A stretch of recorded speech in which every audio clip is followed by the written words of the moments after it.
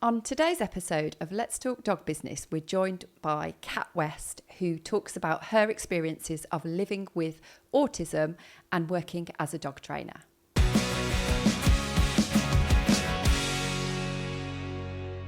Hi, Kat. Thanks ever so much for joining us on today's podcast episode. How are you? I'm very well, yeah. The sun is shining here in Scotland, so that makes it all the better.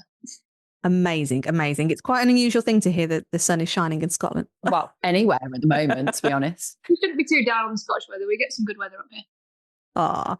Wow. I'm looking forward to this episode because this is a little bit, I suppose, it's a topic that we've been really interested in going into having a chat about. So for context for the listeners, you have been working with us in a one-to-one capacity on business coaching. And then it came to light in our earlier sessions that you've been diagnosed with autism. Is that right? That's correct. Yeah. Yep. And with that diagnosis of autism and then it falling under this neurodiverse umbrella where we're finding a lot of entrepreneurs in general have this ADHD and everything like that. There's obviously been some challenges and stuff that have been thrown up along the way. We thought it'd be a really cool opportunity to actually just explore this on the podcast because there's so many people that we know will relate to feeling some of the things that you found on your journey, and just wanted to explore it and for you to share a little bit about that if you can. Yeah, I mean, where do you want me to start? Do you want a little intro to me? I think if you give us a little bit of background, give everybody a little bit of background about what it is you do and, and then we'll start from there. Okay, so I've had a very varied history, which again, I think goes along with the neurodiversity to a level. But currently working as a dog trainer, full-time job. It's not a side gig, it's my full-time job. Have been for about 4 years-ish, I suppose. Got into it in exactly the same way that most people do, with a problem dog that you had to become a dog trainer for. I'm kind of a little bit working alongside another dog trainer. So that's me. I'm up here in the Scottish Borders, and I just do, I just do general training. I teach scent work as well, but I'm a general dog trainer. I'm not like a particular specialist in any way. I've got strengths and stuff. Although you do have a passion for a certain type of dog. Yeah, I am a terrier person. I'm definitely a terrier person, which comes from having terriers, I guess. But I think that's all. It all circles around. I ended up with terriers because I like terriers, and I am a terrier person, and that's going forward, that's the plan, is to specialise a bit more. But and the neurodiverse half of me, well, I've always been autistic, obviously, because it's a genetic thing that you're born with. But I was diagnosed 2-3 years ago now. I think I come to it. Why around my face? I've come to it the same way a lot of people do when they're late diagnosed, because their kids get diagnosed. So my son was highlighted at school that they thought he might be autistic, and I went off on this big what I now know to be like an autistic deep dive into autism, because I was like, I need to know everything about autism, because if my son's autistic, I must, I need to know everything about it, and how's it going to affect him, and how do I deal with it, and all this kind of stuff. And then I sort of just went, oh, hang on, all of this stuff that I'm researching here, this none of this is weird. I do all of these things, So I think a lot of, particularly women, because we tend to get missed, I think, in school and stuff, because we mask very well and we just bumble along being, we don't make a fuss, we don't cause problems. Like, it's a bit of a stereotype, but like young boys tend to, as young girls, we tend not to cause so many problems at school. So we just bumble along and don't get diagnosed. And plus, I don't think in the late 80s and the early 90s when I was at school, it wasn't a thing anyway. Nobody was really highlighting it. So there's quite a lot of women, I think, that are coming to it now because their kids of our age, because their kids are getting, diagnosed. So, but it explains a lot about my life. You sort of look back and you go, oh yeah, I see all What kind of things were cropping up then that made you think, oh, this is a bit like me, or this isn't not normal? So I guess the things that the main, see, it's hard really because it's difficult. All I can do is speak about my experience of it, and how it affects, how it affects me, I guess. And I try not to think of it as things that aren't normal. I mean, it's really good. It's a hard thing to frame, especially when it's you, because you don't want to sit and think to yourself, oh, I'm not normal. It's things that I try and frame it, or I try and think of it as differences, like, and to use a kind of, and here's a dog training analogy for you. It's like a breed difference. It's like looking at a border collie and a terrier and going, okay, well, this border collie does this because their brain's wired that way, and this terrier does this because their brain's wired that way. And there's no good me trying to approach them in the same way. Yeah. So I guess I tried to think about it like that. I like that. Yeah, it's good. Yeah, it has that, it has that analogy. I guess the main thing for me is I've got a lot of sensory stuff, which I've spent a lot of time masking. So, like, I'm not great with a lot of loud noise. Like, I find, and you don't realize until someone points out to you how much that takes out of you. Like, if I'm in a lot of loud noise for a long period of time, I'm extremely tired for no reason, and I might just think, oh, I'm just tired because it's been a busy day. But it isn't. I could literally sit still all day long in a room that's incredibly noisy. So let's talk about like typical social situations, like going to a pub, or like kids' soft play is one of the classics as a parent. Sitting in the sides of kids' soft plays and kids' parties and all that kind of stuff. That tires me out a lot. Like, that takes a lot out of me. And there's almost a physical pain with some of it, like the noise of it, like because you're masking it, because you're sat there not showing that, you're sort of just sat there going, oh God, that's terrible, but yet to the outside you don't look like there's anything going on. It takes a lot out of me. So there's things like that, I suppose, which I guess I never really realised that other people weren't experiencing that. I just thought everybody was like that. Oh, everybody hates loud noise. Like, I didn't think that was an issue. Yeah. Does that make sense? Like, until you sort of go, oh God, I actually like this stuff. That, like, I'm very sensitive to light. I think the statistic, and I don't know if this is 100% true, but the statistic is like 40% extra sensory information. So the average neurodiverse person takes in 40% more of what's going on around them than like a neurotypical person would. So, like, I hear things like, one of the stereotypes is that you hear electricity, and I do hear electricity. Like, everything in my kitchen is switched off at the wall. I boil the kettle and then I switch it off at the wall, because when I go into the kitchen, I can hear it buzzing if I don't do that. Like, stuff that other people, as you're picking up, like, this stuff, and that in itself is just more tiring because there's nothing you can do about it. You're just getting hit by all of this stuff. Yeah, I was going to say, actually, it sounds really exhausting. Yeah, and and I don't think you realise until you realise, it sounds so weird. Now, looking back on it now, I'm like, why did that never make sense to me? But now it's been pointed out to me, like, oh, I see. And there's like this revelation of, like, when you say things, other people think you're a bit mad. You say things like, well, I need to switch the kettle off at the wall because I can, and people are like, don't be, and people will literally say to you, especially when you're a kid, don't be ridiculous. Of course you can't hear the kettle. And I'm like, no, I can. But people will say to you, no, you can't. So you spend like your entire life getting told that the things that to you seem to be completely, like, which are there, that aren't right. Well, of course you can't hear the kettle. Of course you can't hear those birds fly. Of course you can't see that thing over there. Like, don't be ridiculous. Nobody can do that. And I suppose that comes down to communication, doesn't it? Because I'm guessing now the world is more aware that the conversations might be had and the signs are there to recognise. So do you think, like, let's look at your son's diagnosis there. What led to that? I think just the awareness of school that he was having some issues with concentration. He's got autism and ADHD, so he's got both, bless him. His dad's got ADHD, so he got a double whammy and ended up with both of them.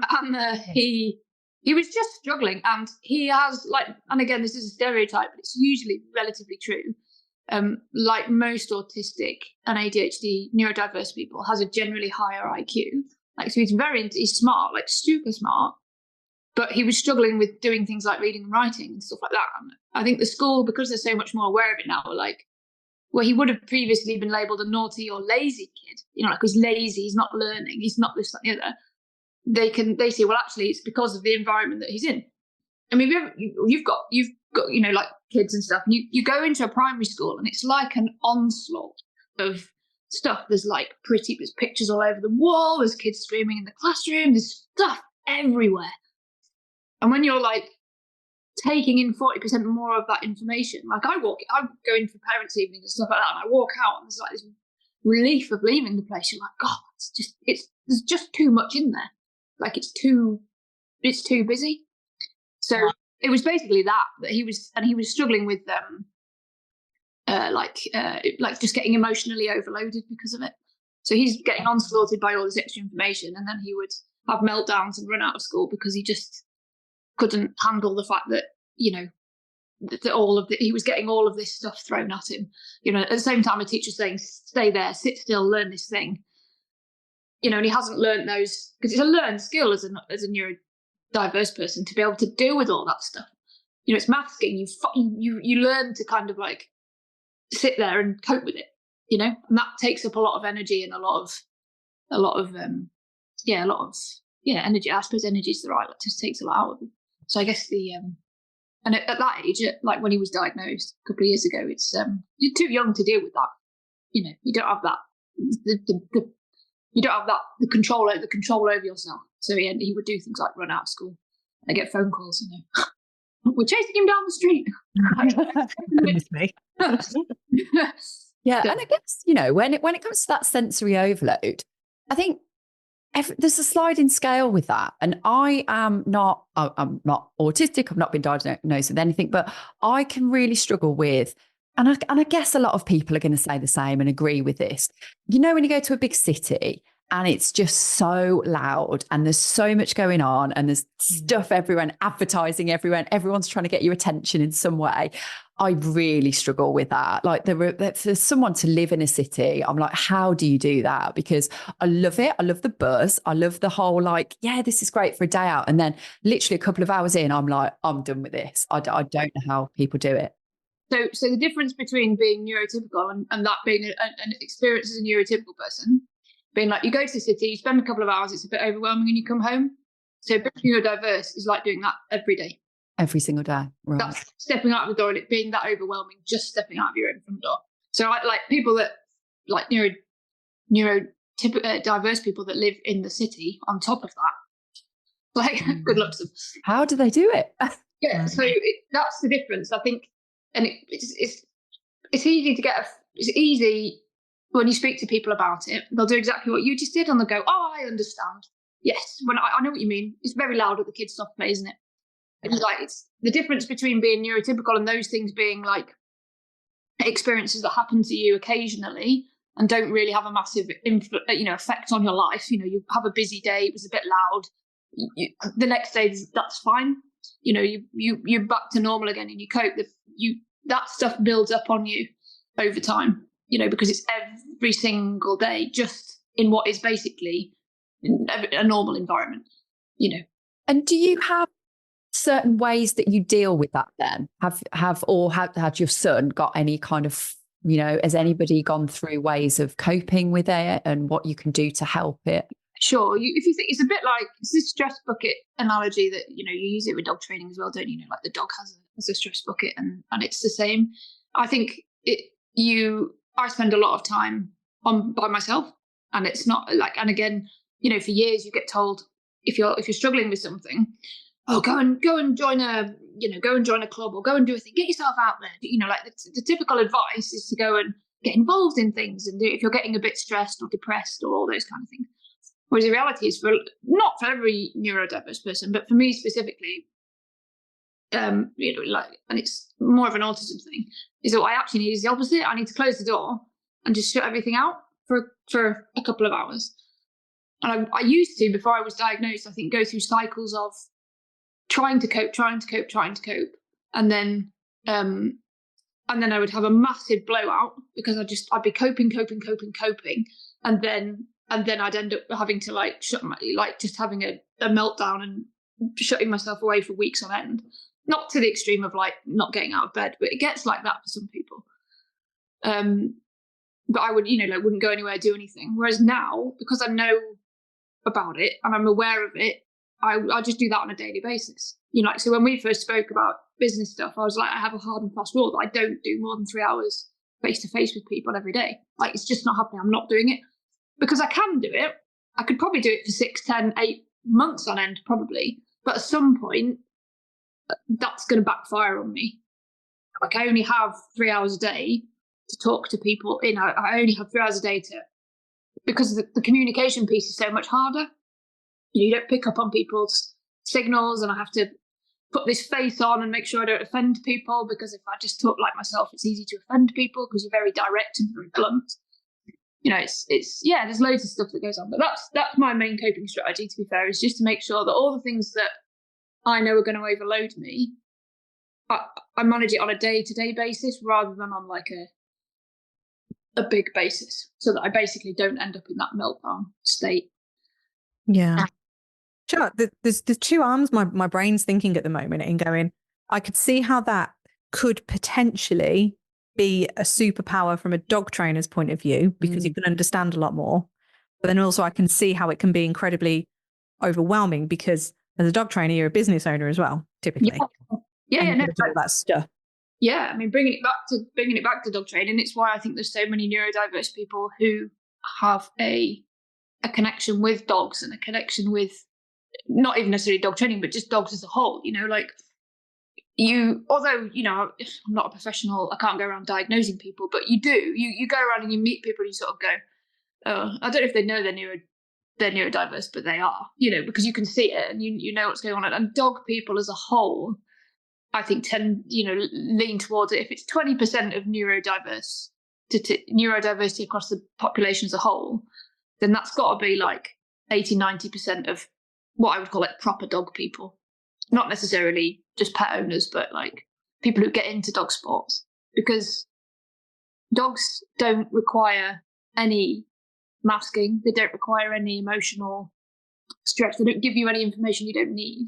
They take you as at face value. You don't, so all that relationship that you have with them is it's completely stress free, because you don't have to put on a face. You don't have to, like mask or do any of this stuff. They're just a dog, and they just tell you, like, oh, the dog didn't like it when I did that, or the dog. It's such a straightforward communication, So I think loads of people who struggle with communicating with other humans and being in those places end up with animals, because you don't want to be completely on your own, but you get from animals what you don't get from people. So I think it's like, and it has all that thing about loads of information and stuff, and that's the other autistic things now. Gathering all of the information about things, and you can do that with dogs. There's so much to learn. There is so much to learn. It's never ending, isn't it? Yeah. So how have you found then? Because again, this is where I find it really fascinating, because like we were just saying, I can see the polar opposites of how amazing and how, I don't even know if terrifying is the right word, but how challenging it can be. Because as we know, like working with dogs, you don't get to just work with the dogs, do you? They come with people attached to them. Totally, yeah. So it's a weird thing to go through life, to have both your greatest strength and your greatest weakness almost be the same thing. And I think it's where I'm going to get a terrier invade here. You coming out of the way? Why you end up doing a lot in work situations and not in social situations, because you're joining in. Because yes, don't vomit. She's not very well. She keeps vomiting. Oh no! Just don't vomit on the podcast. That would be bad. So in a work situation, a lot of my qualities are really well received, right? Full of knowledge on the thing, very well received in a work situation. Very direct, very blunt, very well received in most work situations. Happy to speak your mind, very well received in most work situations. What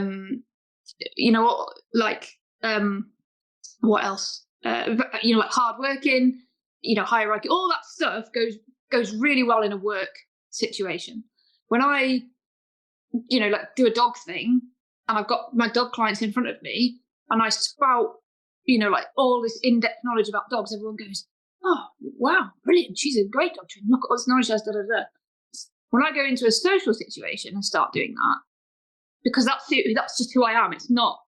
I'm not switching it on for work. When if I go into a social situation, somebody asks me a question and I give them all of the information about that question, all of a sudden I'm weird, and you're like, but I'm just doing what I do everywhere. You asked me a question and I gave you an answer. So it's that like, it's odd how you can be. And so you end up doing, I think, you end up as a neurodiverse person doing things like socially that are like that. So like dog sports,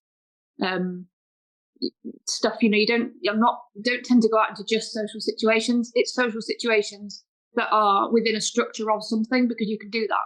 Like you can go to the, like you see it when you go places. I don't do agility, but you see it in agility. Like you see all of these people stood around the edge of the ring, like in-depth talking about the tiniest little thing of every, like, God, that dog just missed that turn by a little bit, and if she'd just been half an inch that way when she gave that command, that's neurodiverse people in a social situation.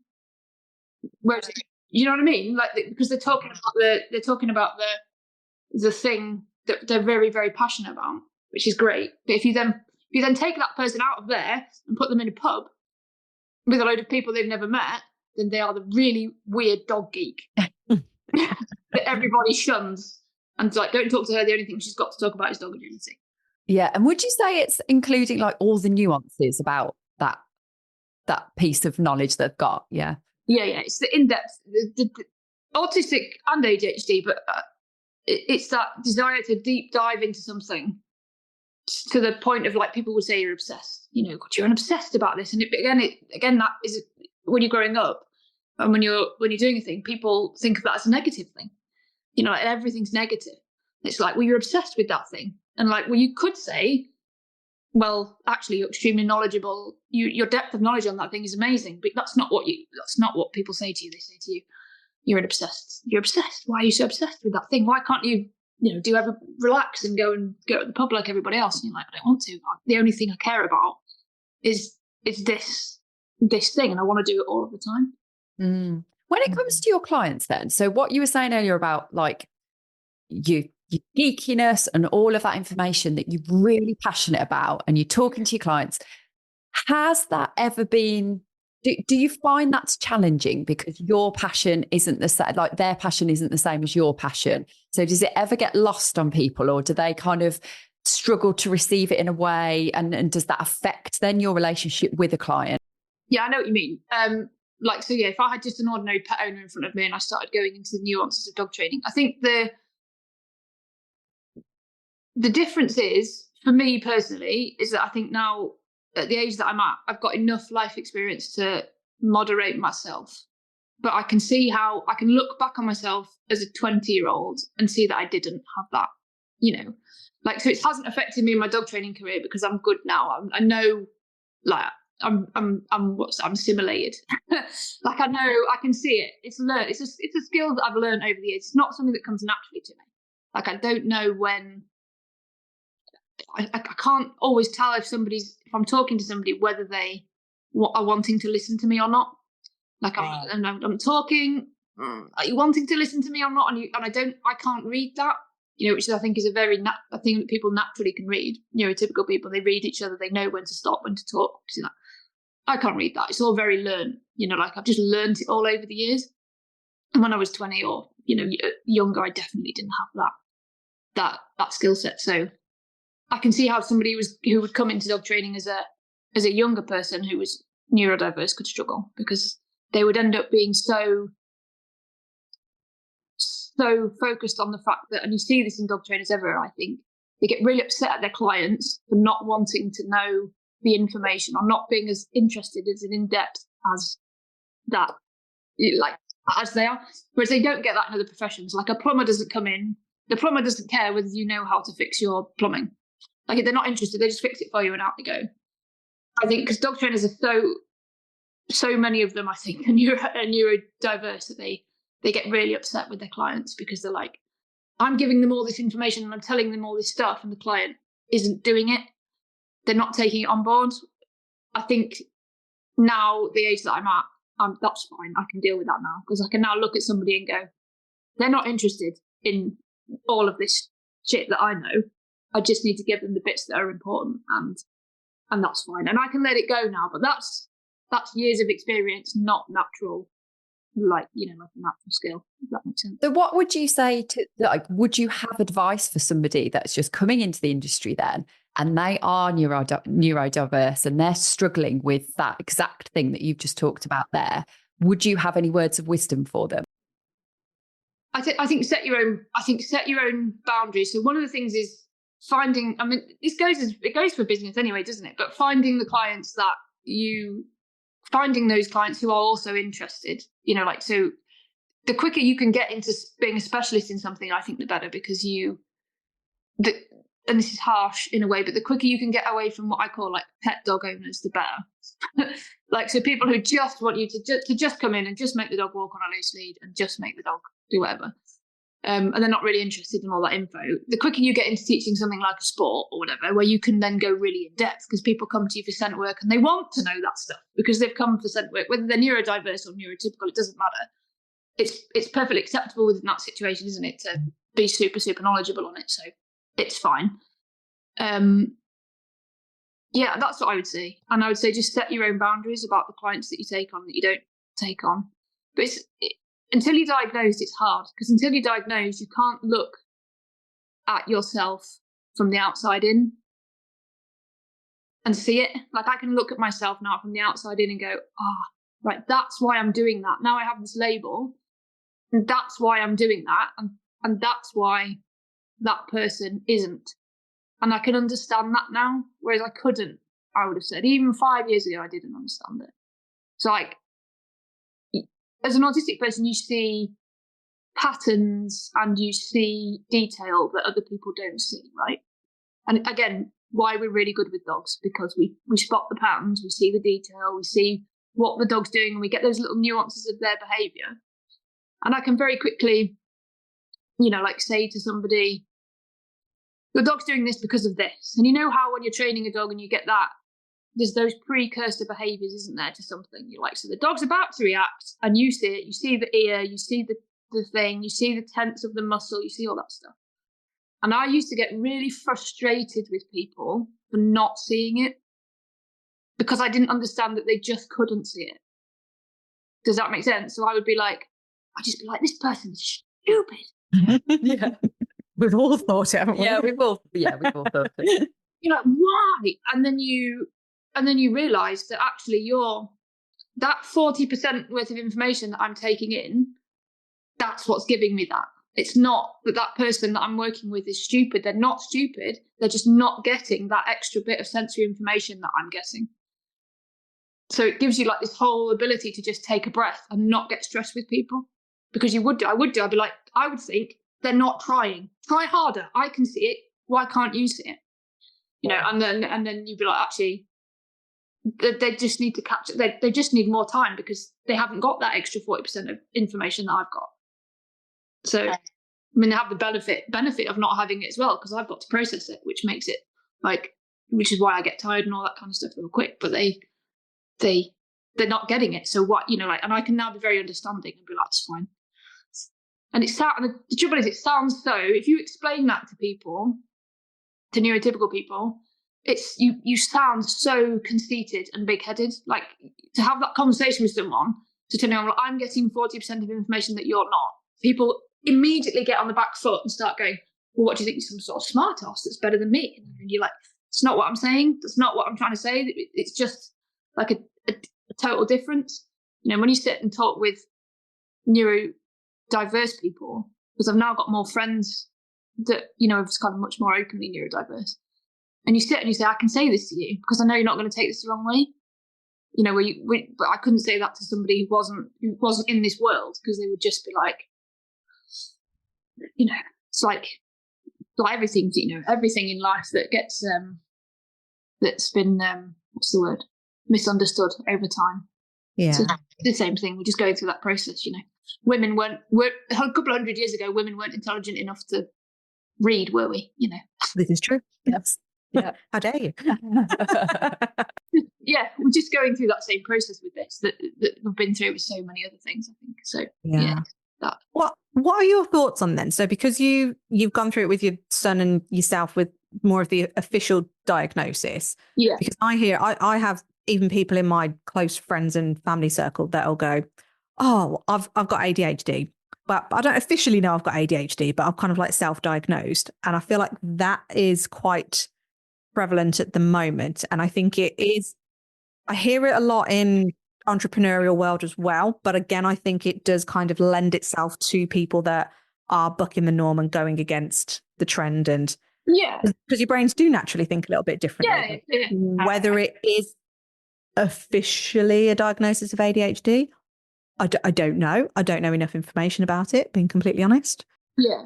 So I think, like anything, it's harmless until it's not. So, like, we all can flippantly say, you know, like when you get a bit obsessed with something, oh God, I'm getting all OCD over this, right? And it's a flippant comment that somebody who actually had OCD could get really upset about, right? And you probably wouldn't do it in front of somebody that actually had OCD. It's just a flippant comment. And I think a lot of people will say that about things like ADHD and autism. They'll just make a flippant comment that, you know, like, oh God, I got super distracted by this thing today.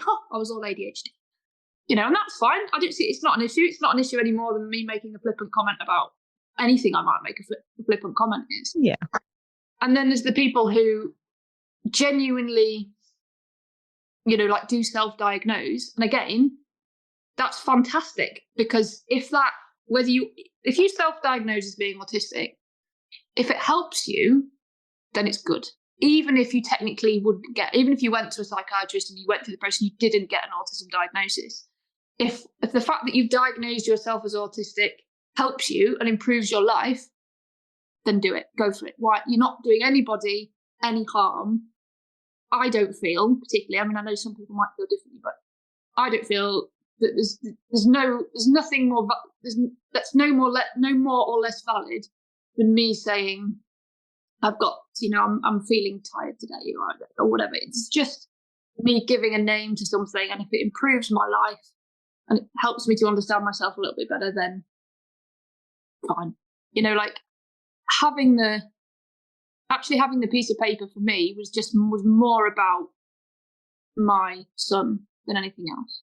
Because when he got the piece of paper and I'd researched it, I didn't need the piece of paper. I knew, you know, I was like, oh, well, this is obvious to me now. You know, it's obvious. I look through my family now and I can see it. You know, none of the older generation of my family have got diagnosis, because they're of the generation before us where it's even more odd to have a diagnosis. But I can look at them all and go, yeah, tick, yeah. Go back to the generations of my family and you can spot them, you know, aunts, uncles, and go, oh yeah, definitely. 100%. They're all autistic. That's where it's come from. It's genetic. I feel like I've gone off on a tangent now. But yeah, so yeah, I don't think it matters, is the honest truth. Did I just answer? Back to the label, right? So let's go back to the labeling again. Would you say that sometimes if someone is labelled with something, it can actually have the opposite effect? So it can be a positive, like you've just said there, it can be a positive. Do you feel sometimes it holds people back if they've got that label and it stops them from doing something that they are maybe not willing, not willing, that's not the right word, but they're struggling to push past because of that label and it's defining them? Yeah, totally. And yes. And again, I feel like, again, that's like a personal choice, whether you choose to get that label or whether you choose not to, because I think it's different for different people. I think for the majority of neurodiverse people, and again, this is just what I see, I'm not an expert, but it's a liberating label, not a disabling label. It's an enabling label, because it all of a sudden gives you an understanding or framework to put yourself within that you didn't have previously. And it's like square peg, round hole stuff. You know, it's like, oh, I've been trying to force myself into a round hole for 40 years, and now I've realised that I'm square. Great. And you go from being a failure at things to being successful in one instant. Because you go from thinking, why can't I enjoy these things that other people enjoy? I'm bad at it, to going, oh, I understand why I don't, and I don't have to do it anymore. Brilliant. You know, like, so it's like that. It literally is that life-changing in that sense. So yeah, it can hold people back, I would say, because you could soon turn it into an excuse if you wanted to. Yeah, and we do see it quite often. Like, I'm not saying that that's exactly the scenario, but I think it's the same with any label though, isn't it? It's like, I like the idea of a label being abling. I love that phrase. I think it's a really nice way to look at it. But I can see, and maybe it goes deeper into like a personality type more than anything, that people will use that label to go, oh, well, that's who I am. I'm never going to be anything different. And I'm not going to push past anything, when arguably they've got the capability of doing it, but they're using to hide behind that label or just use it more of an excuse. But I do like the idea of abling it, because that episode we did on personality profiles the other week, actually, I loved that, because like for me, I'm like, oh, I can see why I am the way I am now, because it's got a name for it. And I was like, oh, okay, I can lean into that strong D type and go, that is me. And everybody can see it. And I couldn't. And I'm like, oh, that makes sense. I can see it now. So, but I look at that as an enabling thing. And I think the personality type of myself is, I love learning about it even more. So I'm just going to keep going into it, but I'm not going to own myself as that person, because I'll have other factors and variables, and the context changes all the time with loads of different things. So it's, I do think a lot of it is that personality bit as well, and how you're going to perceive getting that label. We were talking about this with a friend yesterday, actually, and it was saying the difference is that you can see what you want as a neurodiverse person isn't it isn't like excuses. You just want accommodations in certain situations, and if you have, let's say, a physical disability, you get those accommodations because it's physical, and nobody thinks that's a, everyone thinks that's the norm, right? So if you were sat, we had a really good one we were talking about. So let's say somebody in a wheelchair like ran over somebody by mistake when they were trying to get on a bus, like ran over someone's foot, something like that, right? Like everybody, and the person whose foot got run over, not everyone obviously, but most people would go, oh, that wasn't deliberate, that was an accident, they were trying to get on the bus, it was more difficult for them than it is for me, I shouldn't have been in their way. And they would say, oh, don't worry about it, no problem, and they would probably help the disabled person get on the bus. If somebody who had ADHD then did exactly the same thing, so stepped on that person's foot because their attention had been grabbed by, let's say, something shiny on the right hand side, and their brain had, through no control of their own, because I've seen this with having a long-term relationship with someone that's got ADHD and an ADHD son. They don't have control over this stuff. Like, they get distracted by something and they stand on that person's foot. The ADHD person is wrong. That was their fault, right? Because that disability is not visible. But it's exactly the same situation. They technically made a mistake that upset that other person through no fault of their own. But because it's not a visible thing, it becomes their fault. And that's the difference between having a difference that is not seen and one that is seen. I don't think people who are neurodiverse want to be, I don't know what the right word is, like given more accommodations than anybody else would be, but just understood in that, like in the same way, but that's all it is. So it's not, you don't want an excuse made for you. You still want to do everything that everybody else does, but it's just nice to have people understand. Yeah, absolutely. So with all of that going on then, how have you found it running a dog training business? Yeah. So the hardest parts for me are social media. It's got to be one of the hardest parts for me, because everything is literal to me, right? Like, so unless I pre-process it, everything's literal. Like everything that comes out, everything somebody else says to me is I take it 100% literally, until I go, oh, it's a physical process for me to have to go, right, they've said that. Did they mean it literally? What were the cues that tells me they did or didn't mean it literally, and then work that through, right? So the trouble with social media is that people, when you're on social media, everything's perceived, like I perceive it all literally, and there's no nuance to any of it. So it's a very stressful place to be, and I don't want to be on it. Like I'm not interested in.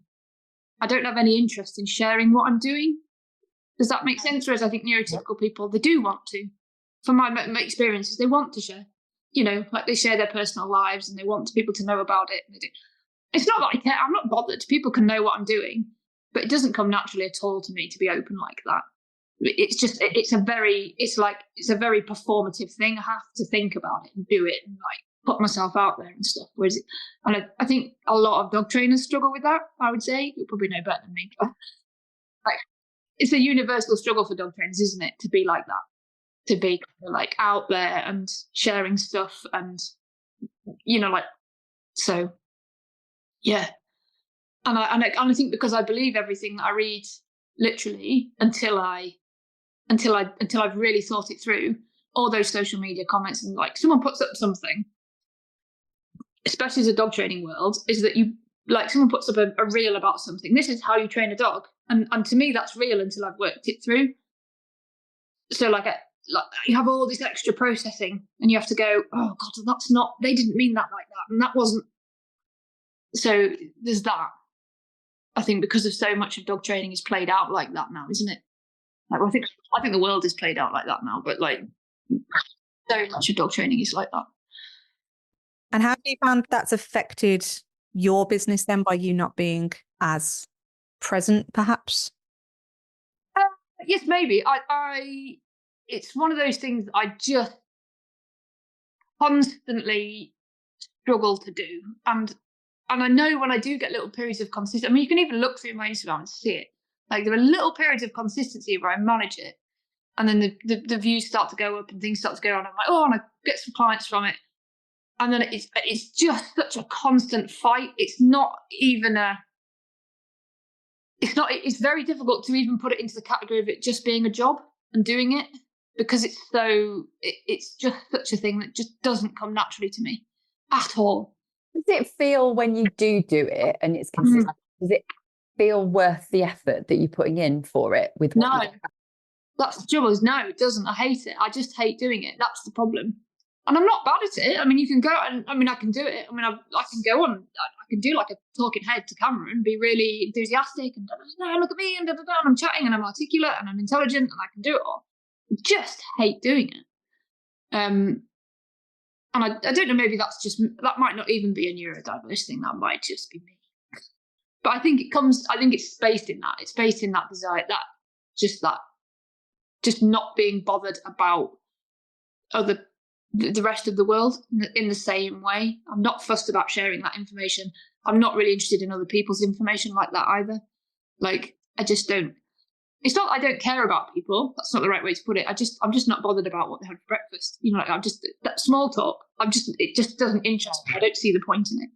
Like, I'll talk to you about a dog all day long, but I'm not interested in anything else. Like, I just not interested. Yeah, and you can see how it is difficult, can't you? Because the world that we live in now and the way that consumers buy things, they need to have all this know, like, and trust that we're always banging on about, and they might not necessarily care what you've had for breakfast, but it's a part of that. Oh, of your life. You do need to be sharing a bit more, or that's what the consumer buying trends are at the moment. So I can see how that is actually really challenging when we are coming at it from a very literal perspective of like, look, I've got this service. It does this thing. If you want it, it's here. Like, please keep it that simple. I don't want to have to do all of the nurturing stuff and all of that. It's like, just keep it quite literal. And I can see how that can be really challenging.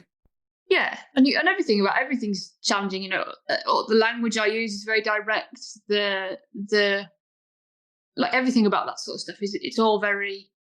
In fact, that's not even true. The language I would naturally use is very, very direct. The way I would speak is very, very direct. I have to be very careful to not be interpreted wrong, like to say the wrong thing to clients face to face, because like dog training's very emotive, isn't it? Like people are very emotionally invested in their dogs. And while I think most neurodiverse people have a greater empathy, like I know I can see it, I can see what's going on, I understand, but I tend to give very direct solutions to it, which is, again, like in some places, in like a lot of work type environments, I was in the military for years, that was like one of the most valued things, like, because nobody got offended in that environment. You just said it and people were like, oh, that's fine. Whereas that isn't like that, like when you're dealing with clients, you've got to be careful. So you're constantly like almost running everything that you're about to say through your head first, going, okay, yeah, that's fine, say that. But it happens so fast, but it's just so tiring. I don't think I'd have been able to be a dog trainer when I was 20. Like, I think I'd have failed really, really quickly. Okay, so I want to flip this on its head a little bit then. So you are saying that has made me think, right, if you were to come onto social media as the real Cat, let's say, and without any of these filters and just go for it, what do you think that would, how do you think that would impact you and your business? I know where you're going with this. It would make it very polarizing. It would make it very polarizing. And I know that that's not necessarily a bad thing when it comes to business, because you want it, you don't want everybody to like you. So, I mean, yeah, it probably wouldn't be as bad a thing as I think it would be, if that makes sense. And I don't think I am. I think these days I am fairly, like, I'm very honest. I don't lie to my clients, like, I don't hide stuff. I'm very, very truthful about like how I deal with my dogs and the things I can and can't achieve for people. But I think it's just that filter. I think it's just even just working that filter through that you have to do all of the time. Right, somebody at the back of the dog. So yeah. Do you know, I don't even know if I have an answer to that question. It's a good question to ask yourself. Question to ask myself, yeah. Yeah. I don't even know if I can. That's part of working through this neurodiversity thing for me personally has been that, like, it's, when you get diagnosed when I was 39 when I got diagnosed, right? So you've got to unpick 39 years of trying to be something that you're not, and you've got to go, right, and I literally had to sit down and almost like list out and go, right, is that part of me something that I've created in order to have everybody else accept me, or is it actually me? Like, what here is real and what here is created? And when you've been doing it for that number of years, I still don't know some stuff. Like, I'm like, is that something I've just been doing for so long that I've got used to it? And some of it's better. Like, I'm doing things that are better. I am nicer to people than I was when I was, like, I'm just trying to unpick this thought process around it because it sounds exhausting, because it sounds like you've got all these coping strategies around, like, you have to process it in your head and like figure out how it should come out so it sounds like it's received well. But actually, if you could just take all that away and just be you and take that, maybe that stress away, I'm wondering if the social media thing is maybe a bit of there's a blocker there because of that. I mean, I don't know. This is just a question I'm throwing out. It could be. I've definitely got a history, like a very well reinforced history of offending people by being myself. So I'm not even understanding why people were offended, and saying something and people looking at me like, what, you've just killed their dog or something, and you're like, well, I just spoke the truth there. That's all I did, was just say the truth. And it's like, everybody around me knows I spoke the truth, but they're all looking at you like, oh, you said the truth. Yeah. But there are people that would love that. There are people that would absolutely love to hear you talk like that. There are, and maybe that's just a process that I could continue to go through. And, so it's probably a very individual thing, that. But I think anybody who is undiagnosed for years and years and years and then gets diagnosed is in a similar situation of having spent years and years either just not being liked or having worked out how to assimilate and then having to work out, like, oh, which bits of it, like, what's acceptable and what's not. Yeah. Society says it's acceptable or it isn't. Yeah. It's a shame, isn't it? That We kind of live like this. Yeah, sometimes. so much stuff that's always, you've got to navigate all the time, isn't it? Like even... No wonder life's so hard. It is really hard. So much stuff to keep doing.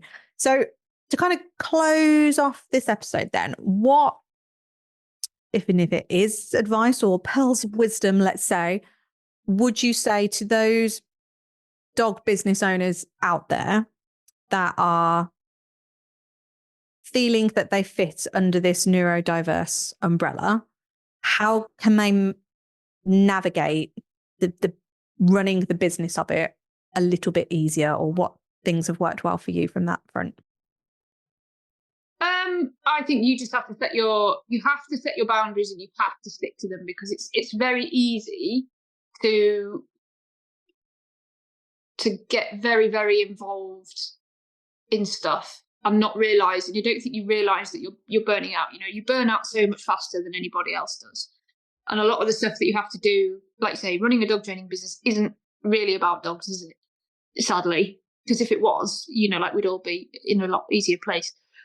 It's about people, and it's about, you know, like communicating with people and all that sort of stuff. So, and that's the hard part. And I think, like you say, I have my rule about the number of hours a day that I can do teaching people, because those are 3 hours a day where I'm like, what I say, I've got my like switch flicked of like, here I am, not saying the wrong thing, not doing the wrong thing.